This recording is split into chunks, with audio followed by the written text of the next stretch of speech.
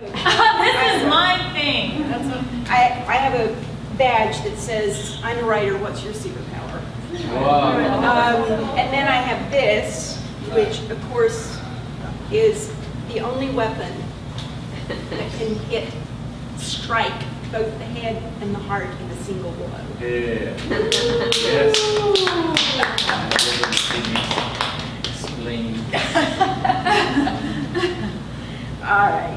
Oh, other thing I wanted to say, I'm actually having the official launch of the book that I just read out of next Friday, October 14th, 6:30 to 8:30 at Blue Owl Brewing Company on East Cesar Chavez. And you're all invited, please come.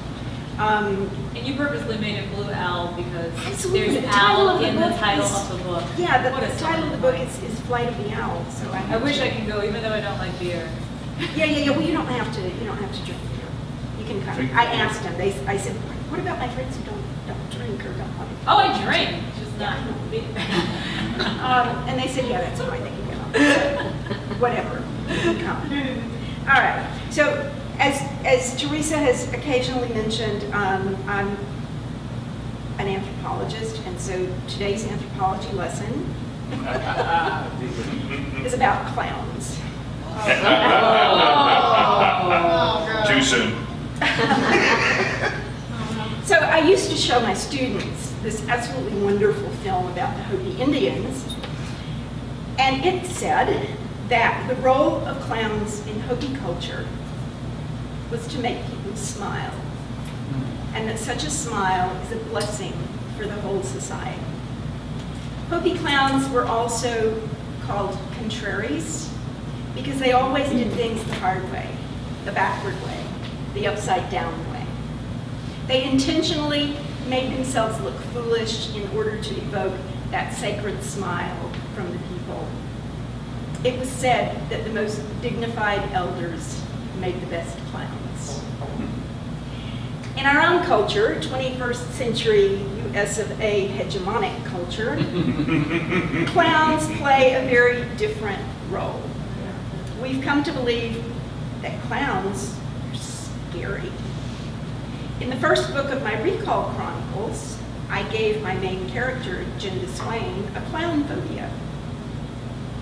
In recent months, there's been a frenzy of scary clown sightings in several states, including Texas, leading Time magazine to report on the phenomenon in this week's issue. They delve into the origins of clowns in Western civilization and come up with some interesting historical data.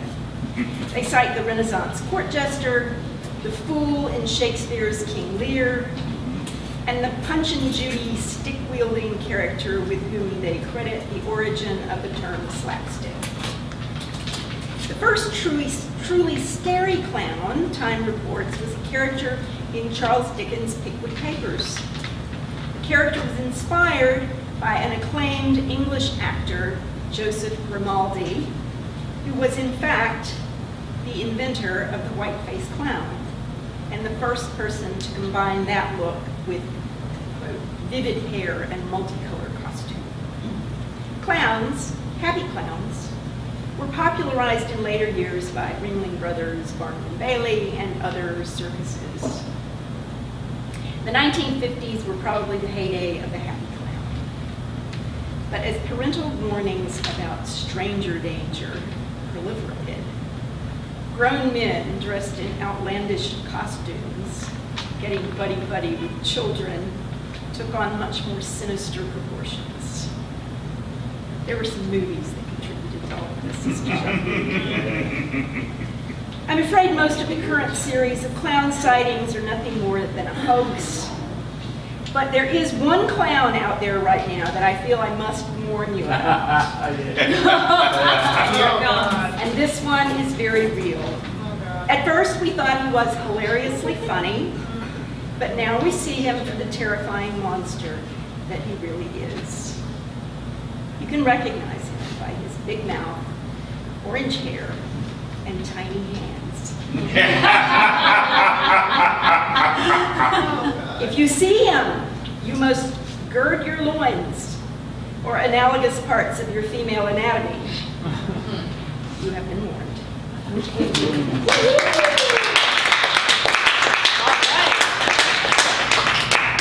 Right under 5, that's what I like. Udelle. Oh, that's from me too. And are you, I know, it's just like, you got, cute. ooh, it's one of Brian's ghosts. Or the drunk people next door. That One or too, the that other. works, you know, on cue is on cue.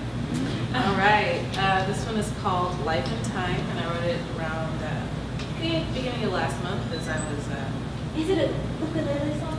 it is a bit of a ukulele Aw. piece. You know, I'm working on putting them together, so at this point it's kind of disjunct, but I'm gonna work on meshing it a little more. So here we go. Play out the chord, begin with.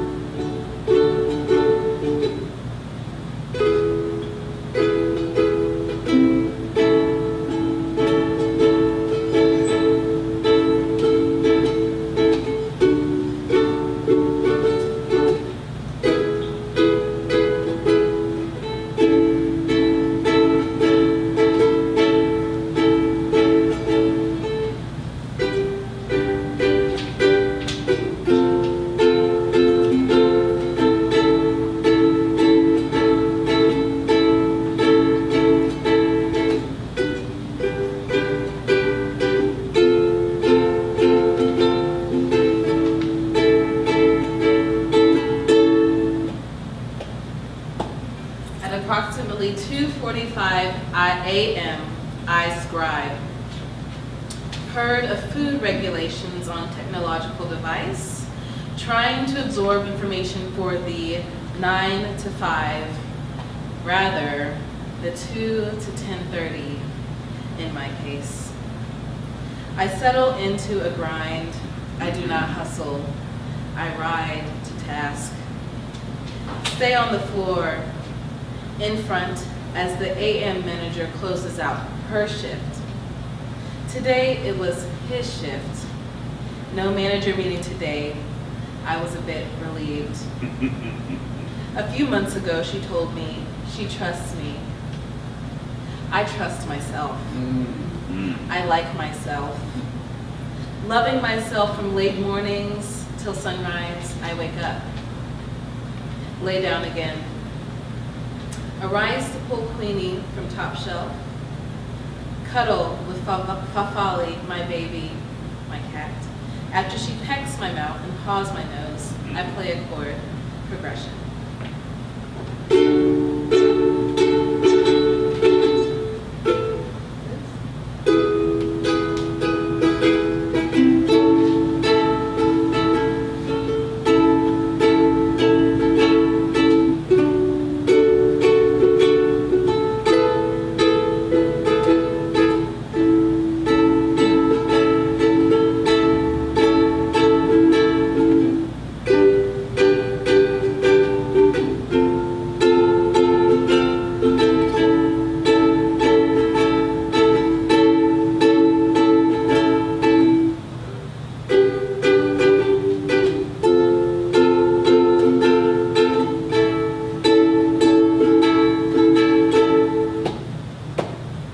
Fingers on right, gingerly secure nylon strings to mahogany. Right. Rhythmic hand inclined to tap beats, instead frets the melody. Cautiously, I will turn to fret. I will touch and fret more courageously as I, EYE, proceed. Left. I chose my left hand to strum patterns in time signatures I have yet to write. My cerebral hemispheres reverse roles and integrate tasks as fresh songs emerge from my soul to my mouth, and my left strumming hand flex G, C, E, A, up, A, E, G, C, G, down. This is not an assignment. Neither is this my employment. This is my life in time. Now, now. Yay!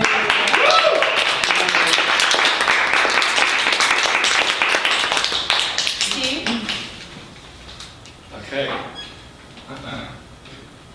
I just learned today that Steve Pressler, ancestor, I should say Pressler's ancestor, is named, or is the namesake for Pressler Street downtown, where I do yoga 3 to 4 times a week. And I was like, oh my God. I've never met someone whose family named the street. Such a small street. They do powerful things at that Dechen yoga place.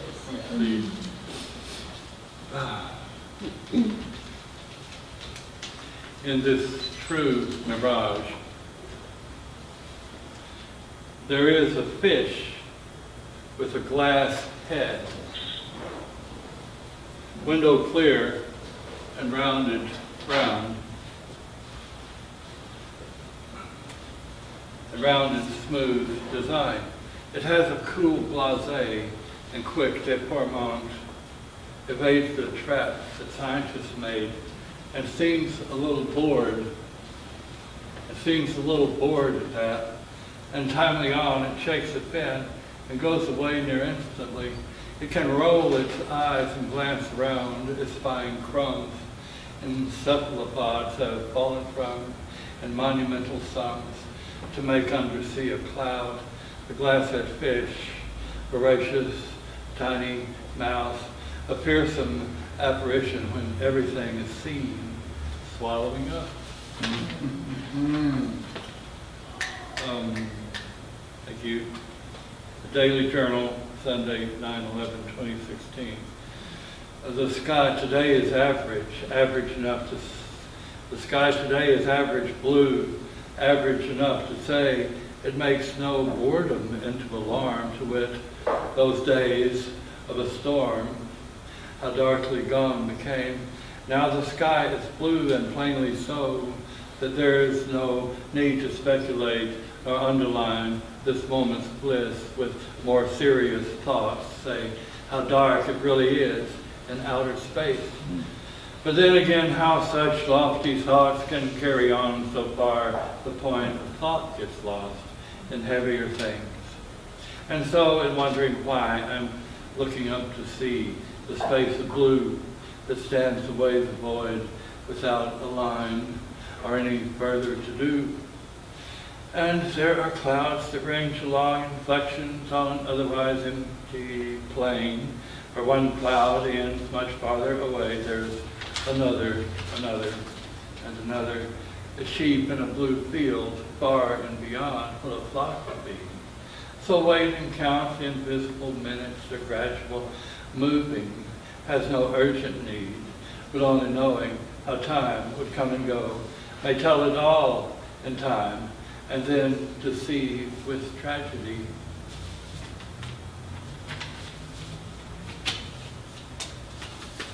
Thank you.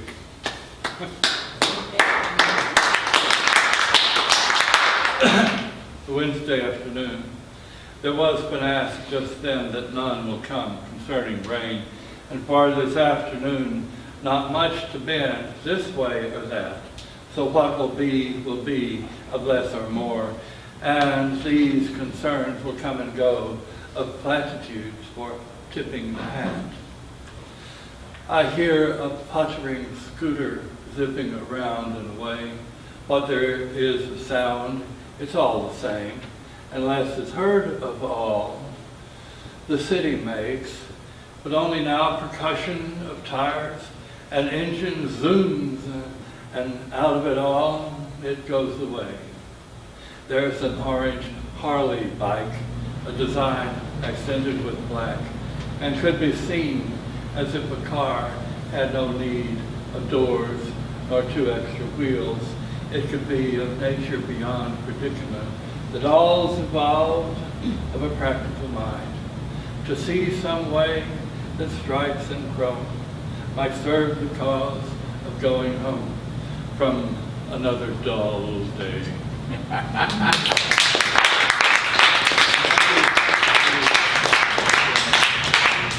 All right, Nori.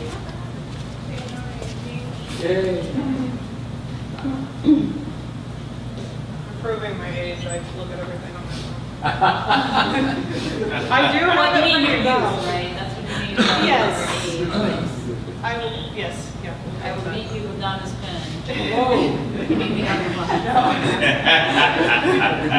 But I thought the pen was mightier than the sword. Okay. All right, I have 2 poems for you today. Let's see. So the first one, going with my theme, Tom, that we were talking about earlier. Yeah, disenchantment. Well, retaining enchantment, That's a good rather. way to put it. Yeah. Sounds like the opposite. Anyway, so this is a story in poem form of how I once escaped being swallowed. So this one is called Bluebeard's Almost Bride. Everybody know the story of Bluebeard? Yeah. Okay, not you. Okay, good. At the mansion across town, there is a party. I am not allowed, but I put on my blue dress, slip out my window from the cottage of embers. No carriage escort, but I don't mind the walk. In the dark, my silver thrift store flats can be mistaken for stars. Everyone strewn across sofas and divans, leaning over tables, stuffing their mouths with brown sugar and snow. A white horse stands in the middle of the den, letting everyone paint him with their hands, one of Bluebeard's many enchantments. He invites me to his gilded ballroom. Angels and gargoyles watch from the walls. We spin. The night feels far away, beyond the lit windows, depicting stained scenes of satyrs and nymphs who appear to be smiling until you look closely. You know, I can spin straw into gold. Would you like to see? He inquires. It's funny you ask, because pauper I am. I can spin thread into silver. Silver's not gold. He grins, teeth sharp, leads me behind the stairs, bone key rattles, door creaks open. His spinning wheel glowed as light from 1,000 white candles gleams off bones. One prick, and the gold can be mine, my veins and heart filled with sun, but I can hear the bones screaming, calling out their warning, and the moon winks from a hole in the stone. Bluebeard never suspected his almost bride knew words to strike, a crook of nose, slope of jaw, no glass slipper to leave behind, only trail of stones to guide her home, and a pin to spin bones back to life. Going back to that whole pin thing. There's a lot of pin puns today. Okay. Let's see. Where are you? I just had it. Here it is. I found it. Okay. So another one, going with the wanting to escape being swallowed by ugly, gnarly things. This one is called There's an Ache in My Bones, Mama. There's an ache in my bones, Mama.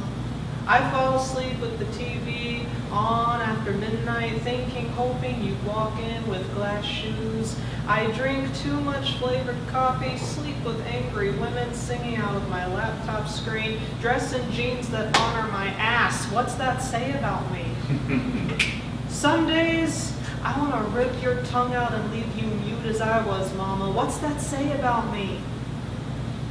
I color my skin with ink, red tulip on my arm for you, pierce my face with jewels that glitter while I scream in the street. There are times, Mama, I want to scream so loud, shriek, wail, blow the house down, down around you. Brick, smothered breath, just like mine was. What's that say about me? Godless, whore, atheist, bitch, grew into things you feared, took knife and match to my roots. Last night, I saw you glow pale in your white gown. Mama, what's that say about you? Oh, yeah.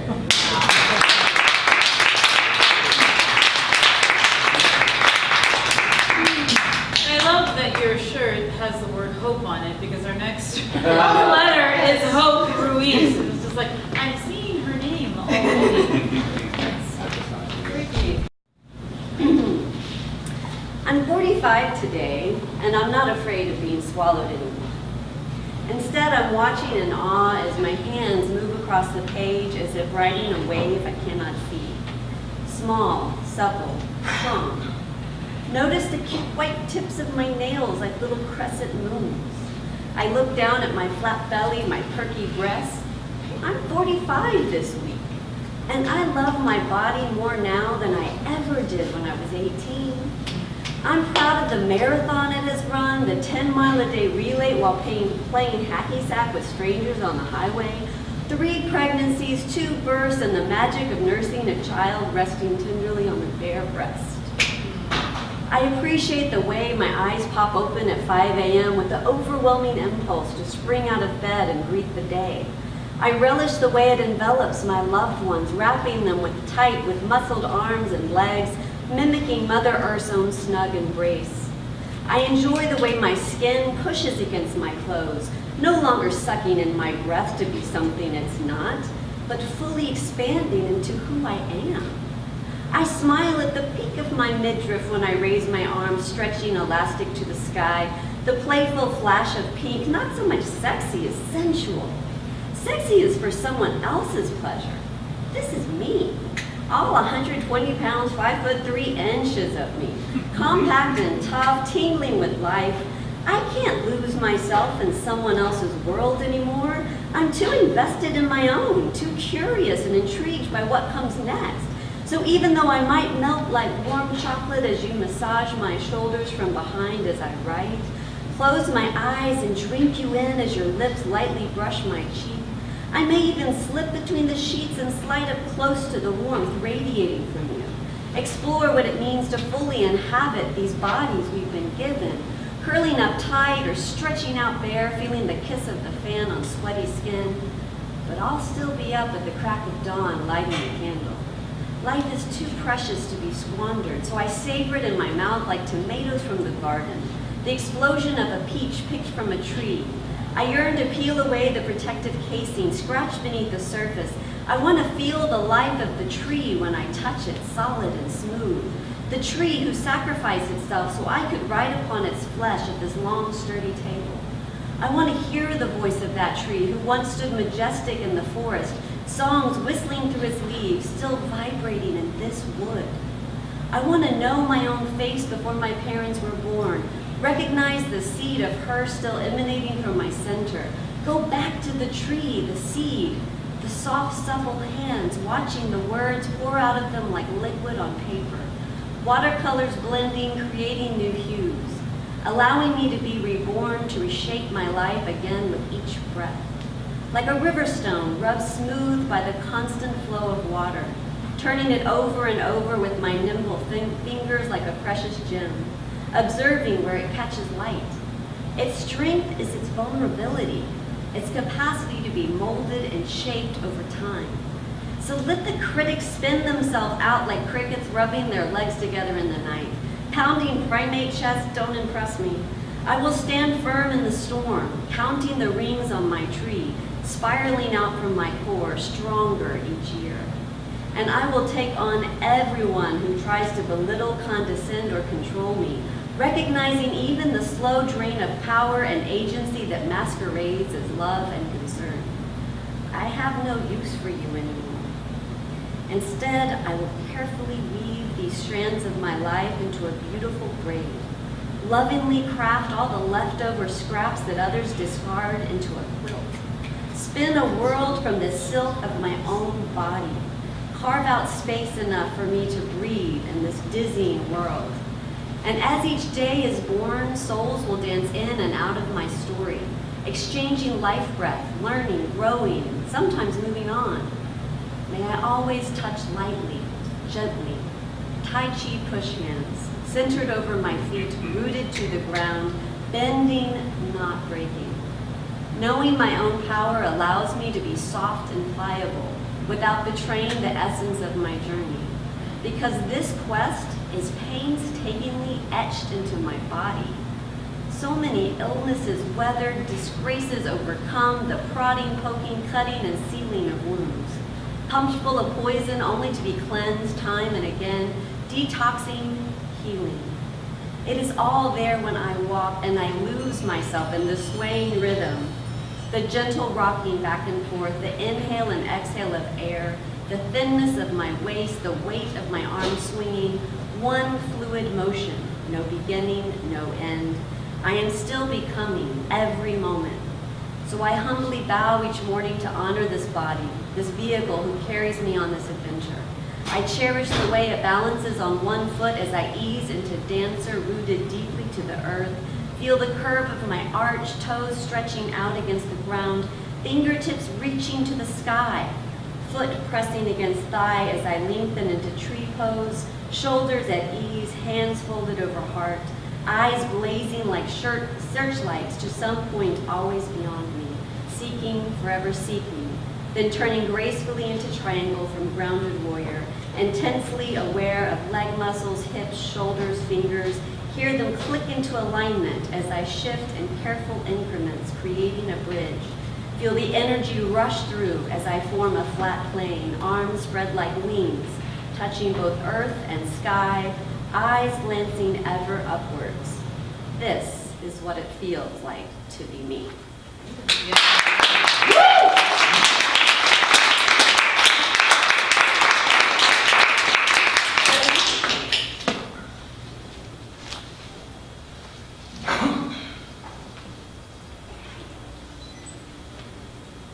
I'm overcome by fear right now. I feel like fear is swallowing. I don't have anything to fear. But yet I'm here.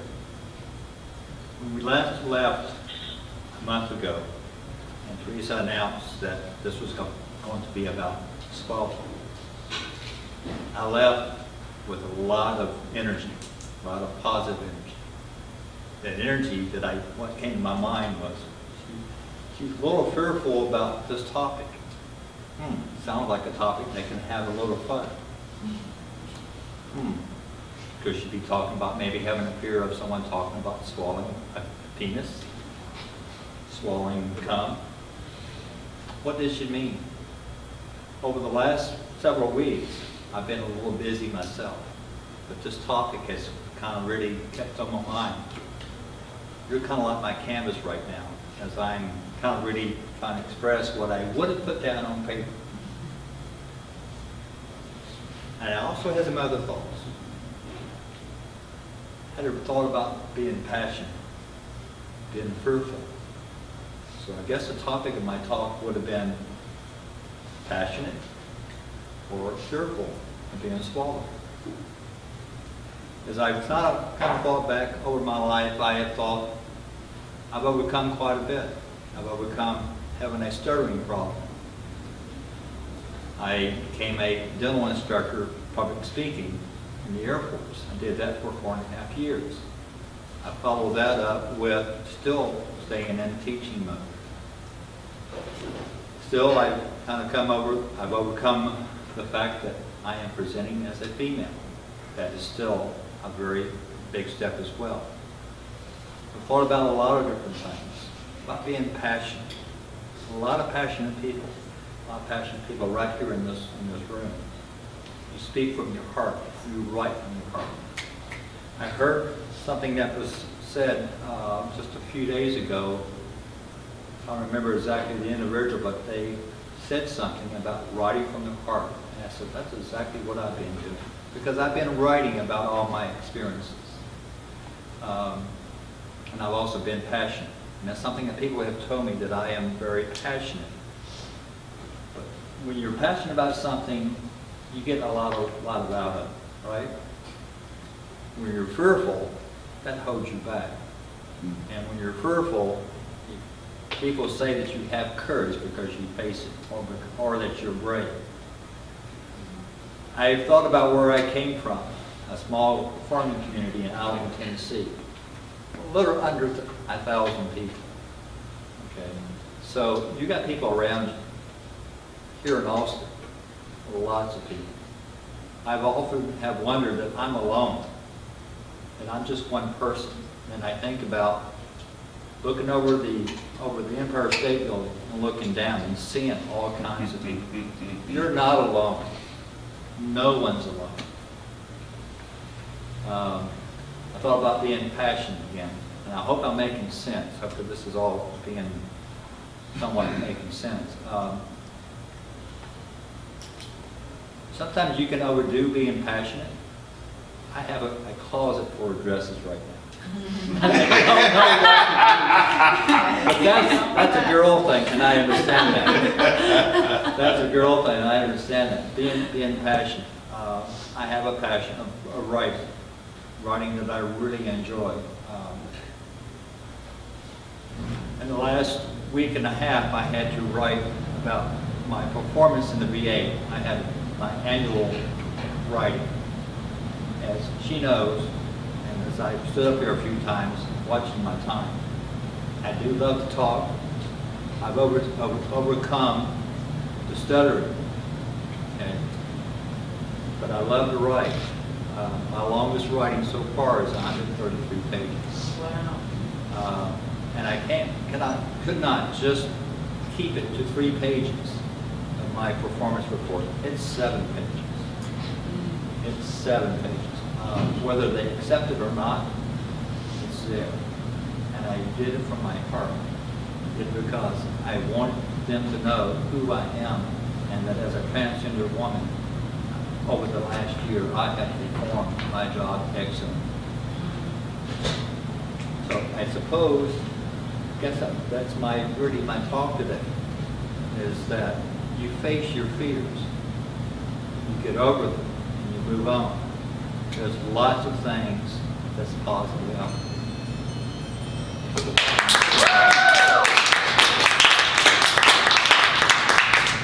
Tia? All right, hello you guys. How you doing? And this piece is called Light My Eyes. Smack, pow, right in kissing. I grab my nose as warm liquid begins to drip down my face. I think to myself, what did I do this time? As I calculate in my mind my actions, was I too kind to the waitstaff when we went to eat? Did my dancing make me look like a whore? Huh. My mind races as I look for more. What did I do? What did I do? Slap, another one comes across my face. I'm sorry, I didn't mean to do whatever it is. Another one lands. This time, hand against my throat. I can slowly feel the light leaving my eye. Twinkle, twinkle, little star, how I wonder. I look down. I look down into my son's face and I see the fear that he has for mom. His hatred for daddy. His example from daddy. His little fist has no impact on the back of his legs. Will tonight be the night? Really? As the light slowly leaves my eyes. Twinkle, twinkle, little star, how I wonder what you are. Just on the brink of losing all my light, he lets go. That was my first.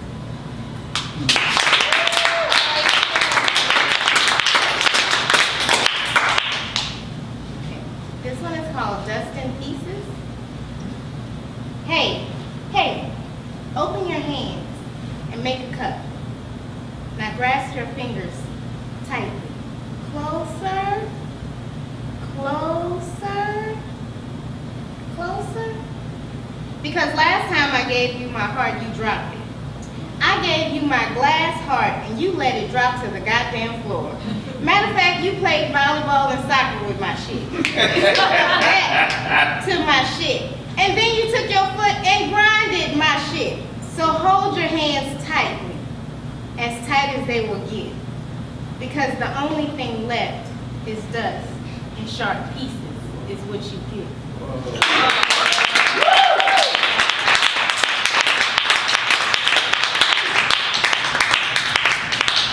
Brian? Oh, yeah, that's right. It's been a lot of powerful stuff to follow up. But I'm on track. So keeping with you've been freaking me the hell out all night. With that Without drugs. I didn't none whatsoever. I've had like 3 vodka tonics, that's it. You're still bugging me out. So to keep up with the Halloween theme, I figured I'd read this. It might be old shit, it might be new shit, something. Crazy Brian shit. Word. This is called Costumes. My girl of 5 years had always made it clear that I would mess up if I didn't play dress up. Despite the fact that every day for me is an act. Despite being the bloviest buffoon in a bad Chuck Jones cartoon, the subject of unheard jokes, that's all, folks. I don't need the 31st of October to make me look closer at the costumes we wear, share, and fight about between hangovers. I don't need one day a year to confront my deep fears. My armor is strong, and it's held for 38 solar cycles long. Go into hiding with a wig and makeup. Fake it up. Be the person you want to be. Just don't ask me to join you on that journey. I'm simply trying to be me.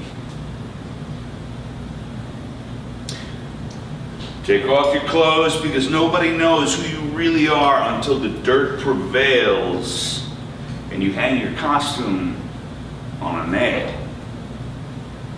Never hide. Always provide for that which you have on the inside.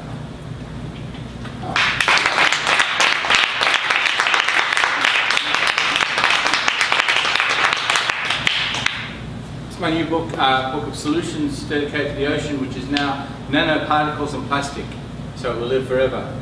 And I just thought, well, we need solutions, so I did this new one.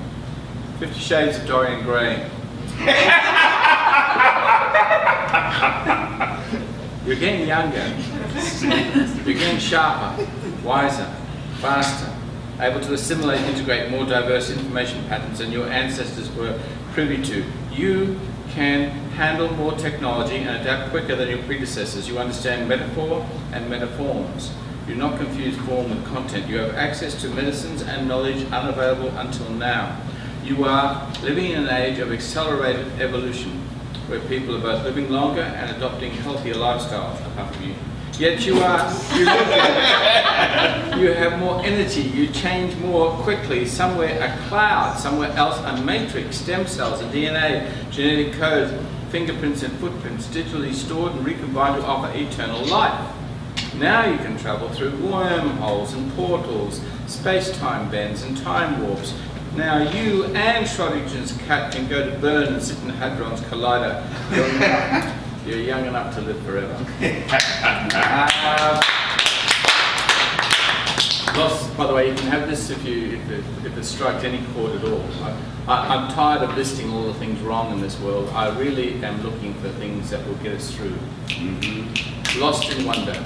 Pilgrim sends me her poetry clip. It praises water, exposes Monsanto, is both chant and invocation for awakening and direct action. Healer gives me that specific book which inspired her attention and intention to transform continuously, blessing every with praise. She makes this theme her focus. Recluse comes out from playing hermit to link to Buddha activist in Austin. Support makes changes compound beyond the obvious. Train worker supports trains, pedestrian supports Shanks's pony, cyclists wish for bike path safety in Austin, every strand makes your hair stronger. So many paths that living well, waterfall of wonder. Your future is already here, you just need to see it clear. Bless your art, it is still beating, movement detected upon perimeters of longing, petals falling from flowers changing, seasons without a name begin. Never first, nor last, but in between. This slim, thin kayak floats canoe surfaces deep as whales beneath, content with immersion as we to air, water, and languages. Tiny republics wave flags of bravery, Croatia, Slovenia versus Yugoslavia. Less the winning, more the love of country, as all indigenous learn via slaughter. We are in process and still learning. What happened before will not save us from. Your presence, our absence, changes everything. resonance, reaction. Waves are all moving somewhere. Unnumbered, unnamed, outnumbered, surrounded by borders of vestigial land masses, each wave is a suicide bomber destroyed via contact. Evolutionary is all, even if we resist, desist, just by being here now, we change everything. Thus, the faith of Buddhist prayer wheels, meditators en masse or individually, every church member, singer, poet, hinges, relies upon the possibility of betterment. Resiling, withdrawing also changes us. Recluses who recuse from involvement, non-voters, cynics, passive aggressors, each has a signal even when it is not sent. Even when you leave this bookstore, you leave a mark in memory. Others carry you as long as they choose to desire. You only roll this as a focus, a focal point of other people's desires to enhance or desist, to engage or to resist. Even contemplation changes everything, every singular one of us. Assuage, bathing wounds in the waters of this deep company. Trusting these teardrops will not be rain. Sadness not a fog for airports. Cat's paws a play, not an end game. Circles connect, even if not perfect. Parabolas and spirals like smoke from fires. We add ear to speech, soup, oracles of learning. Canals we travel just to arrive. Focus on love and light and love, and not those shadows following after. They seek light too, but claim they are more than what they truly are. There is succor and sustenance in these circles. When we begin to move together, we come to dance.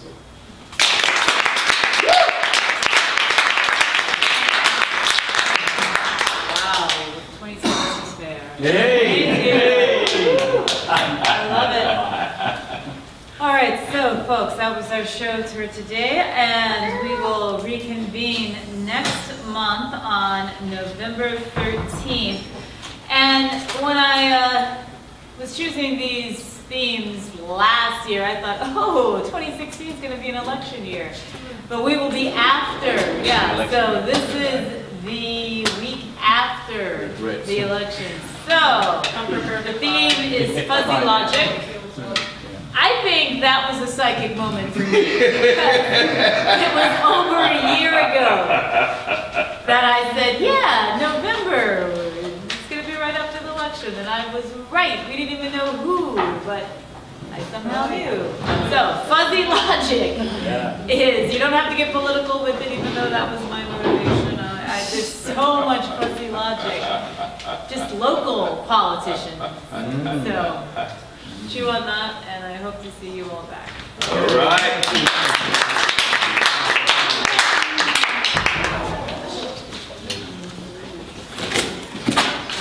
Oh, Mr. Tom, I gave you all the rest of the I fear being swallowed by. I was very zealous You are zealous. when I made that.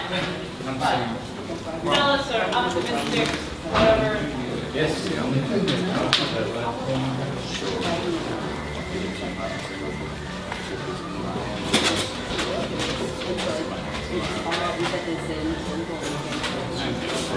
Yeah, absolutely. Clubhouse, is that what you call it? That's what I call my car. Oh, okay. Thank you so much for your consideration.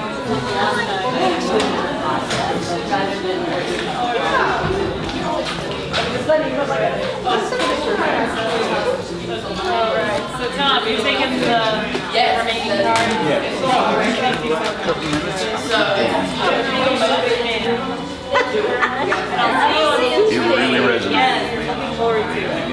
Make sure I got her right. Okay, yeah. Can I?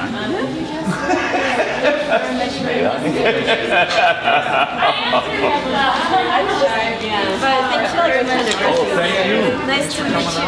Yes. Second Sunday is Always good to see you. I know the feeling is.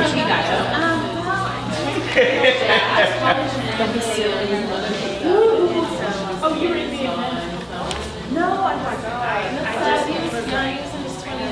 was up here back in the anyway, so. And we all just met here, right? It was pretty good. It must have been an amazing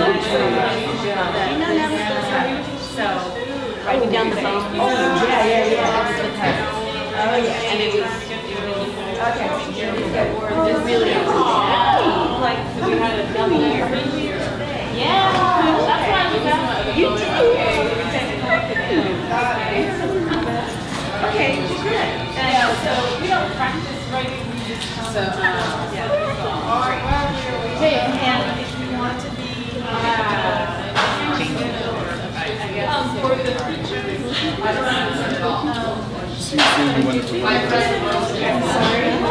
the deadline is always the Wednesday. What's up there? Georgetown Poetry Festival. Otherwise, I'll be with you. There's no date. That's why I like this town.